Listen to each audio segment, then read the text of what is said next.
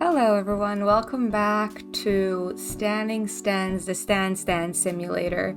You know what, I'm feeling pretty chilled today, so might be a little less chaotic, I don't know. I just had a shit ton of blueberry pancakes, so I'm like, yeah, I feel really fucking peaceful right now. Anyway, I'm pretty sure that we read this one, or no? Dipper and Ford put the final pieces in their place. The floor is encircled in a mix of propped up corkboards, books, maps, notes, and loose leaf paper. Ford unfolds a game board in the center of the madness. Brilliant, we're all ready. Don't look so nervous, Extraordinary. You'll have me here to walk you through it. Ford sits down next to the game board. He pats the piece of carpet next to him, inviting you to sit, and you do. Dipper sits across from you on the other side of the game board and unfolds an illustrated piece of cardboard, propping it up in front of him. He notices your questioning gaze on it and looks back at you. Oh yeah, this is the Dungeon Master's screen. It's just here to protect my secrets. It hides essential die rolls and plot points from prying player eyes. Uncle Ford tried to look ahead once or twice and spoiled a narrative twist, and you were the only player. I'm just making sure my Dungeon Master apprentice stays on his toes. You can never be too vigilant. Dipper gathers up his dice in a pile next to the DM screen, ready to roll when needed. Now, I mentioned an extra dice set, didn't I? Dice are an important, though by no means essential, component of gameplay. No adventurer should leave the house without a set. I keep mine in the souvenir velvet dice bag from Dementia local game store. Yes. Ford retrieves a dark drawstring bag from his coat and empties it onto the floor, where dice of all different shapes and sizes come tumbling out. And now for yours. Ford pulls another, matching drawstring bag from the depths of his coat. They were having a buy one get one discount. Go ahead, take a look. These will be yours for the session. You pour the dice onto the carpet as well, metallic gold with the numbers embossed in black. Fancy. While I don't have enough left to make them from solid gold, I was able to electroplate the sets for fun. Great Uncle Ford, you electroplated the dice? They're so nice. That didn't mean to rhyme. Maybe you should be the one with the rapping career, not Jay Gnomesy. Ford and Dipper laugh. Yeah, maybe not. But anyway, let me reintroduce our characters. Dipper clears his throat, settling into the Dungeon Master persona. When we last left our heroes, Miv the Meddling trapped the great elven wizard Verhen and the halfling fighter Tyros in a dungeon filled to the brim with puzzles, riddles, and brain teasers. To reach Miv and end this journey once and for all, they'll have to brave the dungeon mysteries and escape with their lives intact. Dipper sets two figurines side by side on the game board. One is an imposing figure in flowing robes, and the other is much shorter in comparison, but posed with a will to prove himself. You suppose the former is Vernon, and the latter is Tyros. But what would our two heroes find in the first room of the dungeon but a potential ally, just as trapped as they are, who will join them on their quest for freedom? Dipper places three figurines on the carpet, just off the side of the game board. And you get to choose your character now, Extraordinary. These are starters with pre-made templates, so they're good for short notice additions like this. Choose your character, a human bard, a dwarf fighter, or an orc rogue. I'm obviously gonna get the rogue. Rogues can move around with stealth and know how to pick both pockets and locks. Be an orc rogue? Fuck yeah. Dipper moves your figurine onto the board, beside Vernon and Tyros. Alright, what's their name going to be? Alex, short for Alexandreiros? You heard Ford trying it under his breath a few times. I'll just call them Alex. Here's your character sheet. It's got all the info on it. Ooh. Okay, very dexterous, very charismatic. Nice, nice. This is interesting. Okay, we're really going for it. Ahem. Our heroes encounter Alex in the first room of the dungeon. Alex, what's your deal with our main villain, Miv the Meddling? Alex explained how she struck Miv's ire, and in turn Tyrus shares that Miv once bested him in a duel, an embarrassment because Miv is a sorcerer, and sorcerers aren't known for their physical combat skills. In Tyrus' defense, he was still young at the time. But none of this matters because to finally face down Miv, they must escape. Behind you is a plain door. This is so cool, dude! On the far wall of the room is a set of red doors, and to the left and right are old stained glass windows with weirdly familiar motifs on them. Ah! Oh, I love it so much. Oh, dude. Okay. Having woken up here with no recollection of getting here at all, you have no way of knowing which door you came in, should go out of, or even what direction you should head in at all. And now, you guys decide what you want to do. You might want to look around first. And by that, of course, we mean rolling a die to see if we can notice anything. The outcome of nearly every substantial choice we make is tied to a roll of the dice. I'll let you choose what to do here, Extraordinary. I will take a look around. Ford shows you what to roll for the investigation check, and Dipper flips through his notebook, ready to tell you what you see. Ah, nice roll. Tacked to one of the walls of this room is a note that reads, "Proceed with caution, homies." Tyrus pockets the note, and in the distance you hear the faint sound of rushing water. What do you do next? What's the state of this door behind us? It's locked. Extraordinary. Here's your chance to do something really cool. You're the only one of us who can pick locks. Here, use the D38 to roll a sleight of hand check to see if you can pick that lock. You roll it. It's a 31. And since you're a rogue with deft hands, you get a +2 on that roll. 33. Nice one. You pick the lock and the door swings open. Brilliant. Let's go this way. As the last of you step through the doorway, it melts, seeping into the wall as if it were never there. Guess we're not going back that way. The chandelier overhead ignites, casting the room in a warm orange glow, and revealing an impressive door on the far wall. In front of it is a large cloth-covered lump. Ooh. I'll take a look around. You roll for investigation just like earlier. You approach it to inspect it. As your footsteps grow nearer, the lump shifts, rising to reveal that it is in fact a goblin. The goblin stands to attention and tries to pretend it was never asleep.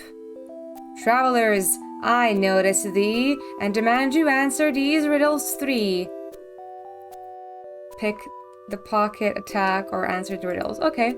The goblin reaches into his pocket, pulling out a crumpled piece of paper that he unfolds with care. What has 88 keys, but can't open a single door? I've heard this one before. It's a piano, right?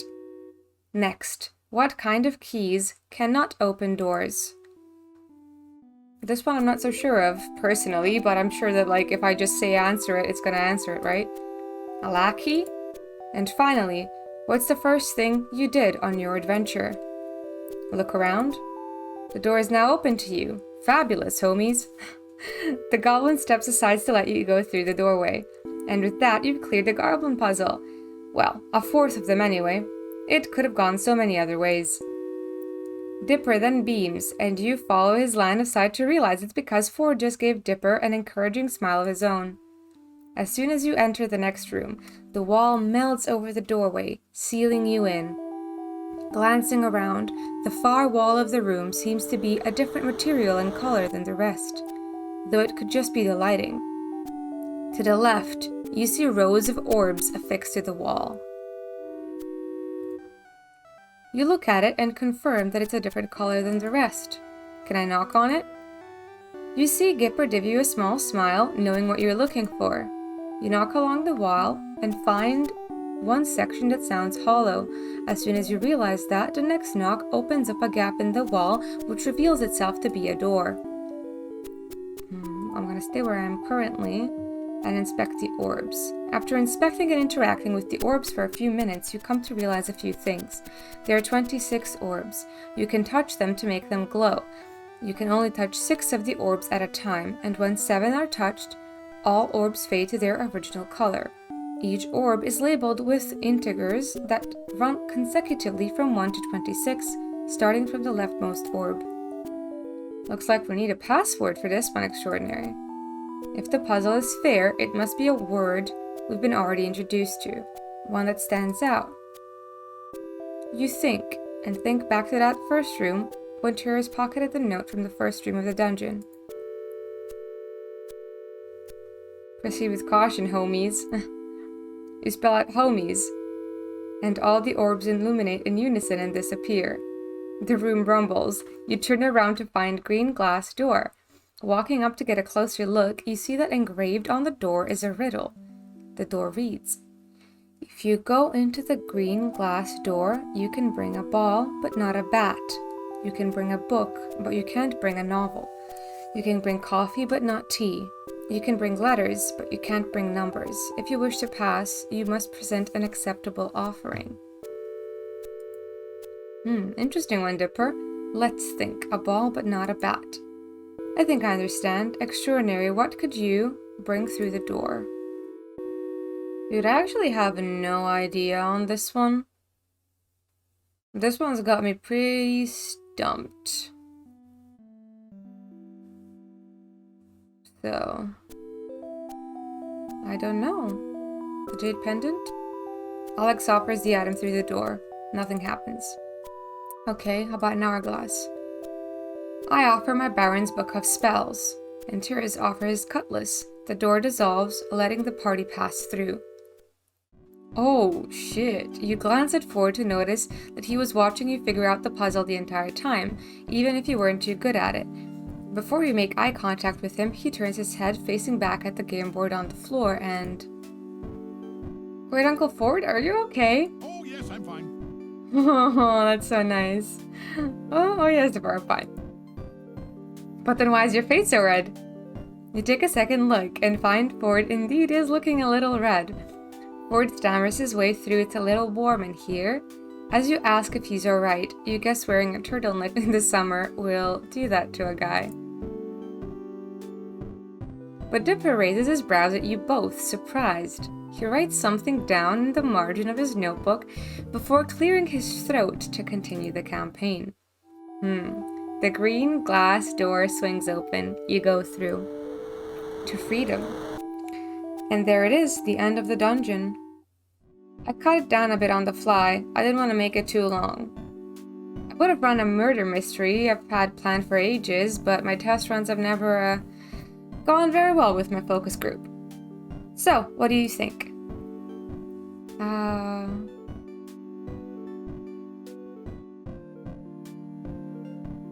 This game's always this short, or what happens next? Both Ford and Dipper scoff at the notion. No, one this short is unusual, but for a new player, it's enough to introduce you to the game. The real complex campaigns take way longer to finish. Like, Grunkle Ford's can take up to a month. Sometimes in between sessions, I wake up in the middle of the night with the solution in my head. Well, Dipper, I think you did well. It's not easy adding an extra player on short notice like that. I always write it in just in case. Not completely, but just a few notes. Ford and Dipper launch into a conversation about dungeon mastering as they clean up the DD-AMD setup, returning the game components to their original glossy fantasy box. They're too fast in practice for you to figure out how to help, so you just pick up the dice Ford lent you and return them to their original velvet bag. Dipper leaves to put the DDMD box back upstairs, and then it's just you and Ford. Extraordinary, you did well for a first-timer. I'd take you into a dungeon with me. I bet you would. I mean, Ford gives you an embarrassed smile, but you're already smiling at him yourself. I know what you meant. Thanks, Ford. A call comes from the kitchen, which sounds like Stan. I'd talk more, but I'd better see what he needs. Ford moves past you, heading towards the kitchen.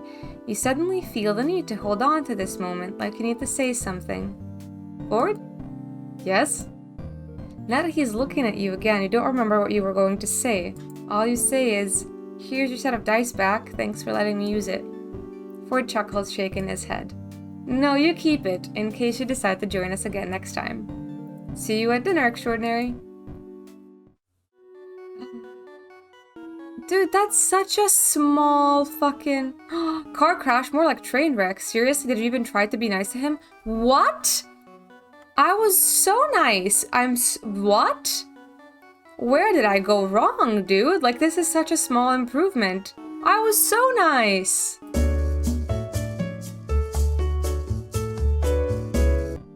It's another day of summer, with nothing to do but wait. Your schedule's surprisingly clear today. Ford usually has something going on for you to help with, and if not, Stan, Susan, and the kids do. Who do you want to find? Obviously Ford. Okay, so I'm probably gonna cut out a big chunk of what just happened. Last time I woke up, Mabel ran in. She needed us to help find Gompers the goat so that she can renew the vows of Gompers and Waddles. We helped, we were the ring bearer, we were very excited and very dedicated to our role. Stan and Ford came back from the store, thanked us, Ford blushed, Stan fucking elbowed him in the stomach and scandalized him with something. But that's basically it, and I don't want to pan out these episodes too much. So, back to actual romantic interactions, I guess. We're gonna find Ford. You pass through the living room and Mabel spots you from her seat at the table. Extraordinary! I was hoping I'd see you. Come on, I want to ask you something. Mabel points down at a table with a raspberry pink colored pencil. Her art supplies, scattered across the table, lie various sheets of paper with brightly colored doodles and lots of glitter. You see a drawing that looks like a cross between Barney and Godzilla, a page full of puppies, and a page with a drawing that kind of looks like you with, is that Ford or Stan? Mabel's not finished with it yet, but the telltale jawline gives it away. You sit down at the table across from Mabel and suddenly get the same feeling you'd get at a job interview. It's intensified when she pushes her organized chaos of papers aside and steeples her fingers over the table's surface. Extraordinary, I'll be frank. I've been trying to find a match for my grunkles for a while, but I never seem to get their matches made. Sorry, a match? But then, it's like you were pulled from thin air, attracted to the shack by a magnet of love. It was a sign, and this week just made the chemistry you share with him obvious. You know who I'm talking about, right? Yeah, it's obvious, Ford. Yes. Grunkle Ford's great with family, but he's still guarded. You're the first person I've seen him actually get interested in. Maybe if you get to know him, he'll see what social interactions aren't so bad, and maybe love was on the horizon all along. Love? That's a jump to say the least. And anyway, though you've had the chance to share some quality time with Ford, you still feel like there's a huge part of the story you're missing. How much do you even know about him anyway? And why do you want to know so much more? Mabel, Ford and I haven't spent all that much time together. Sure, we shared a couple of adventures, but nothing! Adventures are the perfect bonding material. I know this firsthand. But you know what would really get his chemistry going? Talking to him? What? No, I'm thinking something more romantic. Hold on, I'm getting an idea. I'll get everything ready. Extraordinary, you just focus on falling completely and utterly in love. Matchmaker Mabel is back in the game. Just as you exit the talk with Mabel, you run into Dipper right outside the living room, and it doesn't seem like an accident either. His arms are crossed and he's looking at you dubiously. So I heard about Mabel's plan. I just left the room. Yeah, well, word travels fast, and Mabel sends out mass update texts. His defensive posture softens a bit. Just tell me one thing. I know my grunkles can look after themselves, but can you promise me you won't hurt Grunkle Ford? You can trust Ford or you can trust me. I guess you can trust Ford. Yeah, I know. I guess we're good then, for now. A text notification sounds and Dipper checks his phone. And be ready at any time. For your date with Grunkle Ford? Ugh, this feels awkward enough, no offense, Extraordinary. It's just my Grunkle Ford actually going on a date? Do old people even date? Kinda hard to wrap my head around. I hope Mabel doesn't ask me for my help tomorrow. I mean, I have enough trouble trying to date for myself. Mabel calls down from upstairs. Hey, Dip Dop! I'm gonna need your help tomorrow. Well, never mind. During the next few days, you, Ford, and Dipper get further into the DD and MD campaign you left off on, and you have time to flesh Alex out to complement Tyros and Vernon on the team. Dipper tells you the 3-person troop is typically small for a D&D group, but you've been getting the hang of the game, mostly from taking advantage of Ford's helpful nudges in the right direction. You've noticed Ford staring at you during the game sometimes, and you can't deny that you've been caught doing the same. After your fateful chat with Mabel, you're on edge and wait for her to pull something out of her sleeve. Every time she bursts into a room with fistfuls of crayons, you jump at least a foot in the air. But you've been doing your best to pretend everything's normal, or at least as normal as it gets in Gravity Falls. You ventured out into town earlier today and did some tourist-worthy exploring, and ran into the Pines family at Gracie's diner about an hour later. According to a giddy Dipper and exasperated Ford, a door to another plane had appeared from fridge instead of food. Post-documentation and inspection, and lots of skeptical squinting from Dipper and complaints from Stan, Ford has suggested they just wait it out. It was gone by the time you got back. You secretly hoped to catch a glimpse, but when you asked Ford about it, he assured you it was nothing special. Wouldn't even have ranked it among his top 10, he'd said, pushing his glasses up on his nose. After that series of fridge-related events, the shack fell quiet. Dipper ventured out with his camera equipment off to film something amazing, and stands in his office checking in with his sources, whatever that means. That leaves you and Ford both intently reading on the shack's patio. It's warm and comfortable, yet the overhang shields your eyes from the blinding summer sunlight. You glance over at Ford. He looks calm and collected, same as he's been all week. Conversely, you've been a little nervous around him ever since Mabel's matchmaking interview. It's not that you haven't thought of him in that light before, it's that you never planned on actually trying it out. You can always ask Mabel to call off the matchmaking thing after spending the past couple days convinced that Mabel was going to spray an unavoidable romantic situation on you at a moment's notice. You'd rather not live with the kind of anxious anticipation. You settle back into your book, a paperback Ford lent you. It's a jargon-heavy sci-fi with an abstract cover you probably would have overlooked on a bookshelf. And you think you're about to see the first glimpse of the plot after a 3-chapter introduction. You go to turn the page of your book, but the back door slams open. Mabel explodes onto the porch, armed with oven mitts and an apron. Extraordinary! Grunkle Ford, I need help and I need it now! Ford sits up with a wide-eyed look, fixing his glasses that had been startled off the bridge of his nose. What is it? Is something burning? There's something burning in the kitchen. I need help baking. Ford relaxes enough to leave a bookmark in his dog-eared novel and close it, but looks to Mabel with an air of bewilderment. Granda's throwing a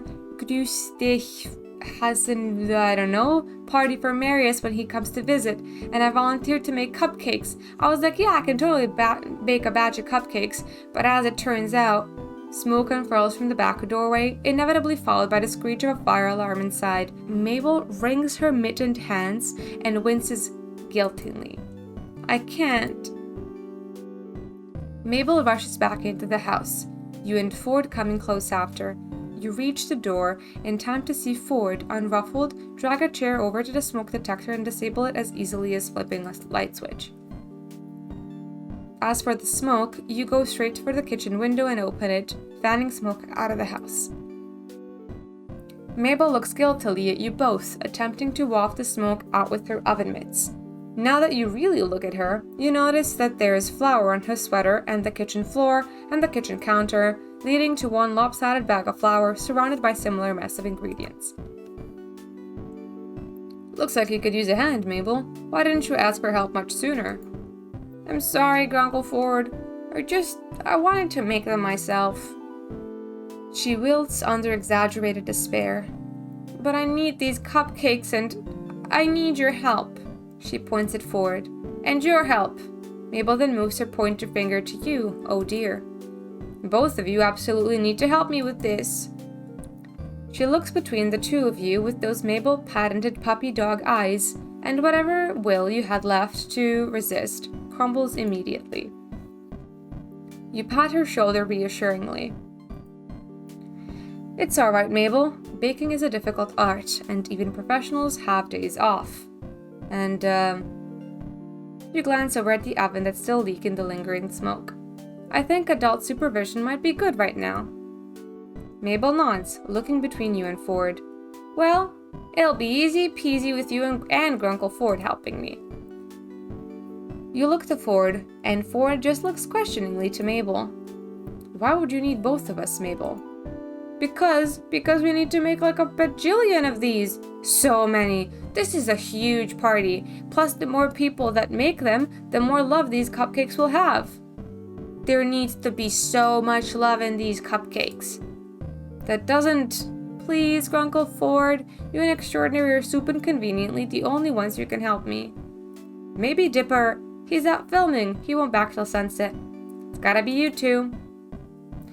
Ford glances hopelessly out of the hallway for one moment, and Mabel gives you a conspiratorial wink while he's not looking.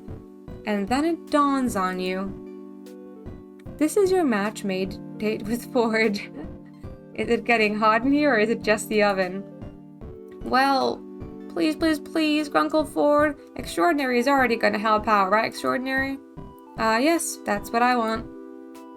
Hard picking up its pace, you hazard a look at Ford to find him oddly contemplative now compared to before. He looks to you for a fleeting moment. You catch at the corner of your eye, his attention back on Mabel by the time you register it, and Ford nods at her. All right, what do we need to do?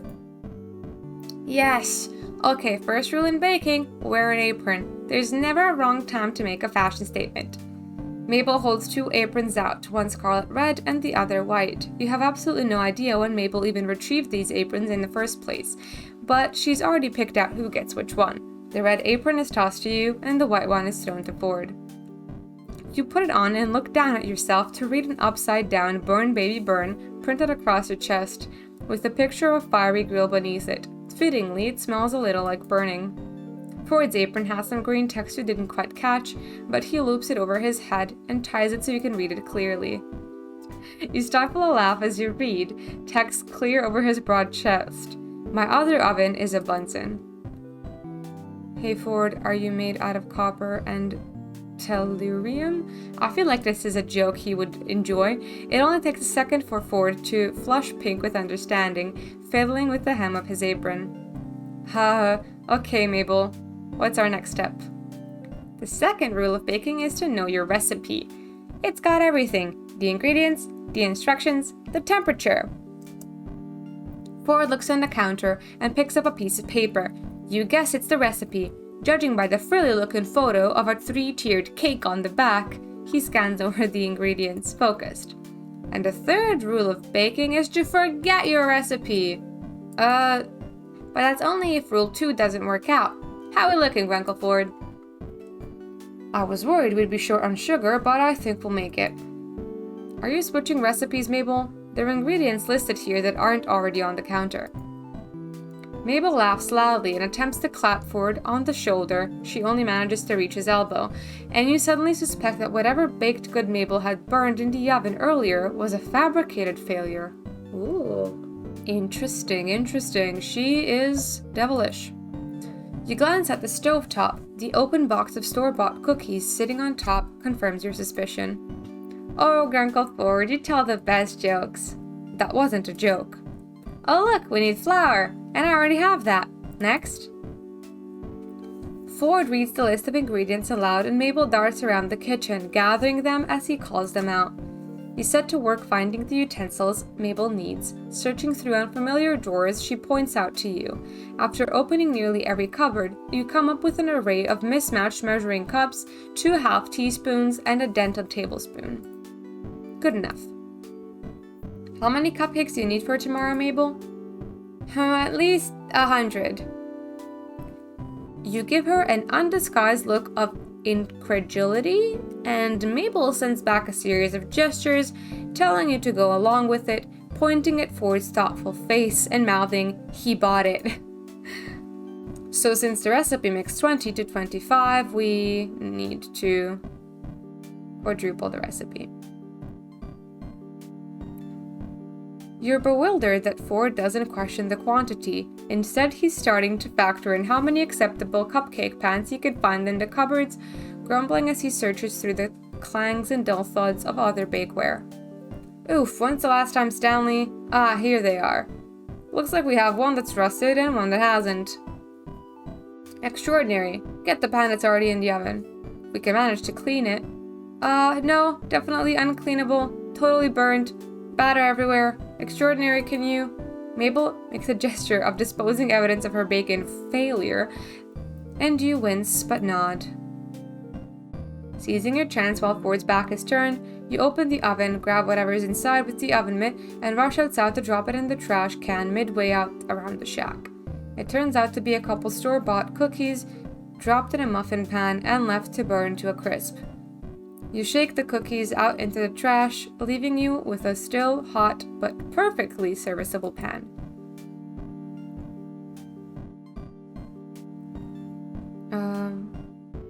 Take the pan back and call it a miracle. Leave the pan here and back up Mabel's claim. I'm gonna take it back and call it a miracle. You return to the kitchen. Look, the pan's actually fine. How lucky. Ford gives Mabel a musing look. Yes, how fortunate. Mabel gives Ford a winning smile, which must be enough because Ford lightens up with a smile soon after, shaking his head fondly. You see that Ford has brought a mixing bowl out while you were gone, and wiped away most of the excess flour from the counter. He settles back into the role of recipe reader now that you're back. I've already turned down the oven to the correct temperature. Mabel, notably, doesn't look sheepish in the slightest, still grinning in front of the mixing bowl. So our next step is to add butter. I'll measure it out. And so you settle into a rhythm. Mabel measures ingredients and tosses them in. Ford reads out the recipe, pausing occasionally to balance out Mabel's haphazard method of throwing ingredients into the bowl, and you mix everything into a suitable batter. 2 ingredients later, you notice that Ford had rolled his sleeves up to his elbows as he works. You could get used to the sight of him like this. Dude, it is so much more attractive when a guy's wearing anything long-sleeved and it's pushed up to his elbows, or rolled up to his elbows. Anything. A button-down, a sweater, whatever else has long sleeves, you get it. You don't notice Ford returning your stare until he clears his throat. Apparently your ogling lasted a moment too long. Extraordinary? Yeah. I just added the first cup of flour. You can stir it in now. Oh right, Ford adds another cup as you stir the ingredients together, trying to ignore how red your face feels. Aw, look at you two, working so well together. It's like you don't even need me to be perfect. You know, she's talking about the matchmaking, but Ford doesn't take it that way. That's not entirely accurate. You're an essential member of our baking trio. After all, who else is creative enough to come up with a unifying theme for all these cupcakes? You're right, I hadn't thought about it yet. Mabel, standing on a chair next to Ford, trying to reach the counter, hops up and sits at the edge of the counter. Lovey-dovey or lovey-dovey? God, I can't decide. While Mabel works out her creative genius, Ford scoops out the last cup of flour, going to wipe the excess back into the bag with his finger. Wait, I have the perfect idea. She lifts her arm in triumph and promptly sends Ford's heaped cup of flour flying. Ford fumbles to catch it but ultimately fails, and the cup along with the bag fall into the mixing bowl, sending a mushroom cloud of flour into your faces. Flour cakes Ford's glasses, along with his nose, cheeks, and his forehead, and the front of his hair to the point where the color is indistinguishable from his usual streak of gray. Mabel, thankfully sitting to the side at her perch on the counter, only got half covered in the explosion of flour, even though she's already got various spots of flour all over her sweater. Oops. It's okay, Mabel. Here, take this and dust the flour off. Mabel attempts to brush flour off her sweater as Ford takes off his glasses, blowing puffs of white from the lenses and wiping them clean with the hem of his turtleneck. He manages to clear most of the flour off his skin, but he missed a spot. Ford? I'm fine. I've had many messier adventures in my time than a bit of flour. No, that's not it. There's still a lot of flour in your hair. Brush his hair out yourself. Is this too forward? Because I want to do this. You reach over to brush it out. Ford gives you an uncertain expression, but stands still, letting you make contact. Your fingers only run through his hair for a second, but it was enough time that you register how fluffy and flowery it is. You can't help the smile that tugs at your lips as you finish. You just had some flour there. Did I? Mabel had stopped dusting herself off and is now looking between you and Ford with such anticipation that you're getting self-conscious under her attention. Ford seems to notice too, because he takes an unnecessary step back and awkwardly clears his throat. Right, flour, mistake. Let's fix it. The three of you take a moment to stare at the disaster zone on the counter. Looks like the only thing we can do now is guess how much flour was added and scale the amounts of the rest of the ingredients to match it. I was going to start over, but that's a brilliant idea, Extraordinary. Let's do it. Mabel, do you have another bowl for this operation? Good thing I found this mega big bowl for mixing. Mabel presents a vessel more akin to a tub than a mixing bowl. It's clean though, and Ford transfers the batter over. Good call, Mabel. Are you secretly a psychic? No, it's just a thing I like to call the power of Mabel. She does an exaggerated jazz hand, shaking more flour off in the process. The three of you laugh before beginning the post-flour mission. Due to the mishap, you now need 4 times the other ingredients to match the flour that got dumped into the bowl. An inconvenience, but not impossible. As you measure out more sugar, you spot Ford adding to the bowl by cracking 2 eggs at a time in each hand. Show off. The kitchen is quiet during the bustle of measuring, adding, and remixing, but after a couple of minutes, Mabel sighs. What's up, Mabel? I don't know, Extraordinary. It feels silly to talk about. Nothing is too silly. Well, that's a broad statement. But the point is, we're willing to listen. Well, Granda and Marius are throwing this party on Marius's yacht, right? You have no idea who either of those people are, but you play along for Mabel's sake. Yeah? They're really getting into that romance zone. Granda even told me that they kissed. Ford only gives this a mild acknowledgement, so you have to amp up the reaction zone. They did not. They did so? Can you believe that? I seriously cannot believe that. Ford looks lost as he continues to mix the batter together. And I'm really happy for Granda. I am, but sometimes I feel a little jealous. Granda's like one of my best friends. I don't get why I can't just be happy for her without feeling this way.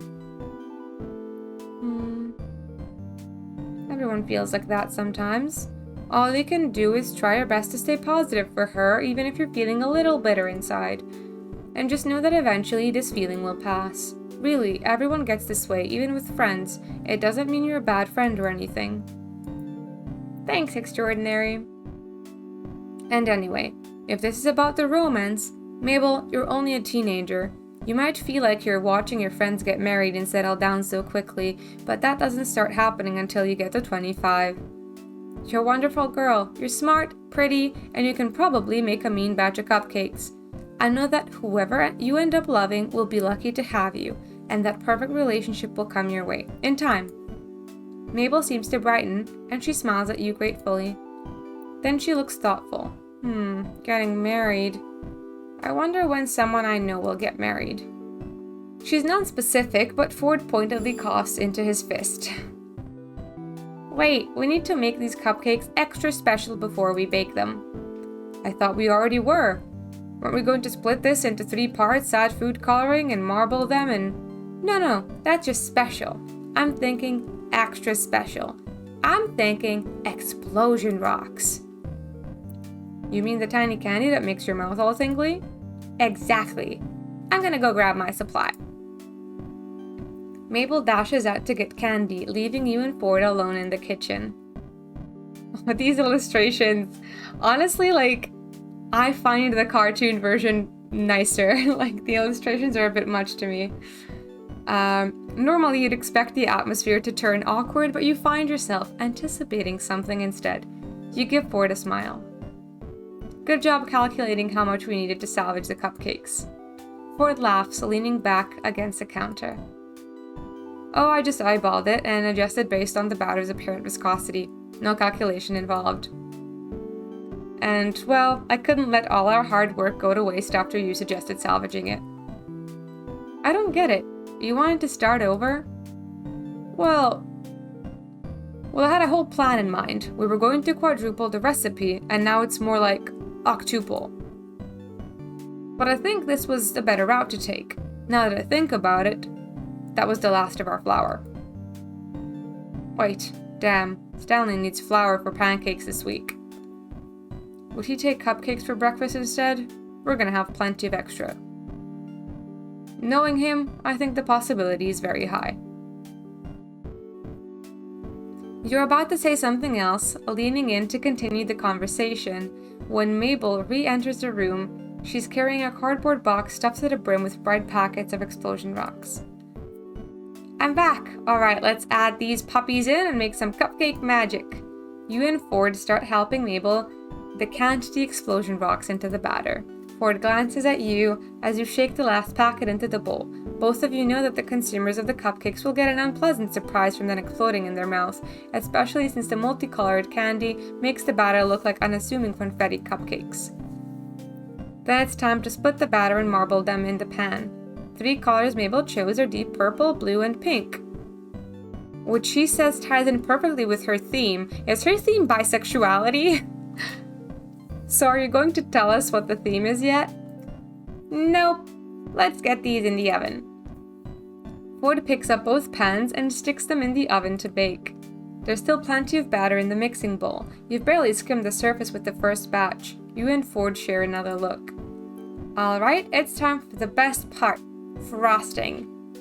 What kind do we have? It's not the kind we do have. It's what kind we're making. Mabel presents another recipe card. Thankfully, the frosting is far easier to make than the batter. By the time you and Mabel separate the sugary result into a few different bowls for coloring, the first batch of cupcakes came out of the oven 10 minutes ago and have cooled down on the counter. As Mabel puts it, they're ready to be Mabelified. Ford grins at her as he starts dyeing a bowl of icing bright pink. Decorating the cupcakes is by far the most fun part of the afternoon. The 3 of you sit around the kitchen table. Mabel purposefully sits you and Ford next to each other while she takes the remaining spot, and you use different frosting tips to make designs on all of the cupcakes. Mabel had finally revealed her theme to be outer space, because space is full of romance, and this way I can say their compatibility is out of this world. So the 3 of you cover marbled cupcakes in galaxy-worthy combinations of colored frosting. Ford, to put it simply, is delighted by the theme. You're pretty sure the constellations he painstakingly iced on the last 25 cupcakes would pass as illustrations in a stargazer's guide. In the middle of completing a second Orion, Ford gets some icing on his face. A drip of blue somehow made it onto his chin, probably from testing the icing to make sure it tasted good. It did, of course. Mabel kicks you from under the table. Ow? Shh. And she nods her head at her grunkle, giving you a meaningful look that Ford completely misses. He wipes most of it off, but there's now a streak of blue at his cheek. So you... Do I smear it, wipe it off, or put it out? I mean, this went pretty well last time, so... Mabel watches you both expectantly, but you aren't sure you have the guts to do what she really wants to happen, and besides, you're not sure if Ford's ready for that, you opt for plan B instead. Here, I'll get it. You reach over with a napkin to gently wipe the streak away, hoping he doesn't notice how your hand shakes with nerves from close proximity. Ford is also hyper-aware of how close the 2 of you are now, and you can't ignore how his gaze drops from your eyes to your lips as you inch closer to wipe the icing away. Dude! Woo! Wow. Okay. This is very cute.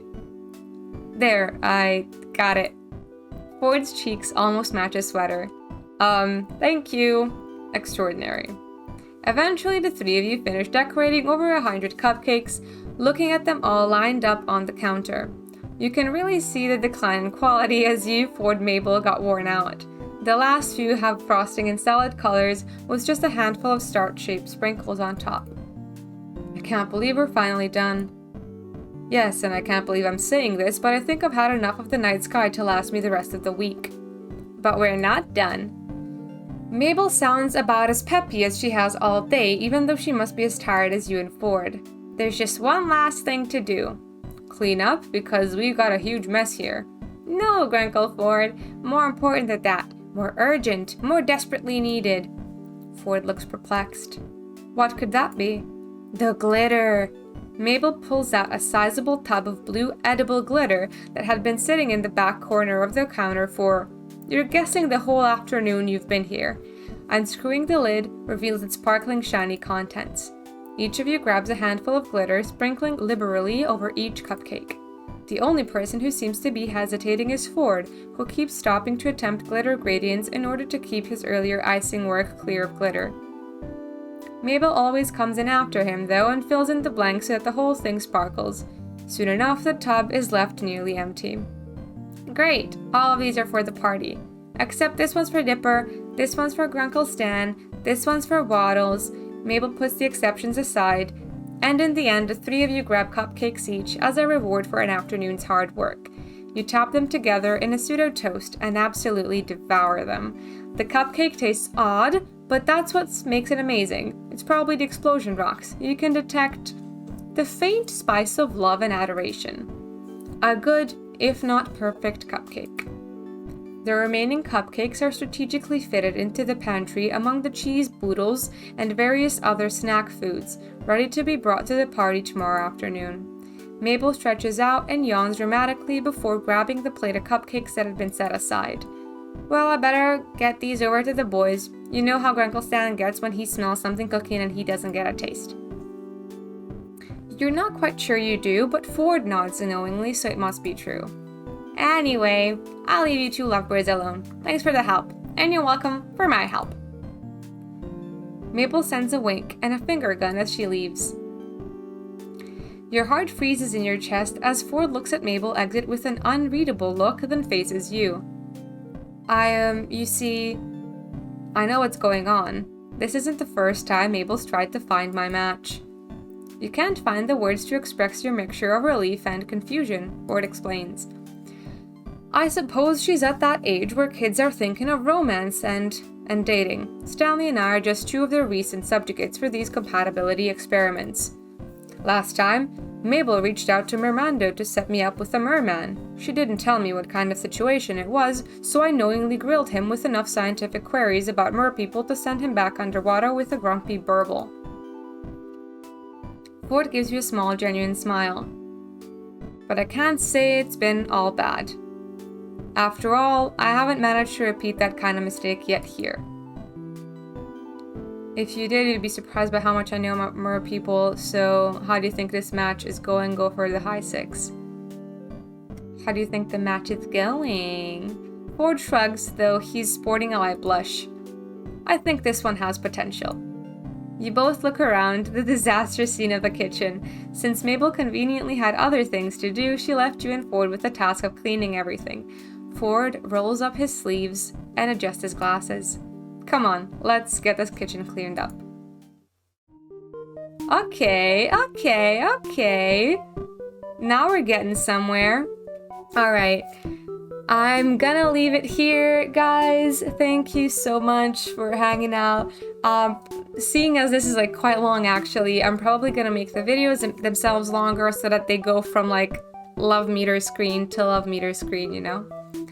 Anyway, if you liked it, please leave a like, because it would mean a lot to me, and I'll see you super soon with more of the Stan Simulator. Bye for now.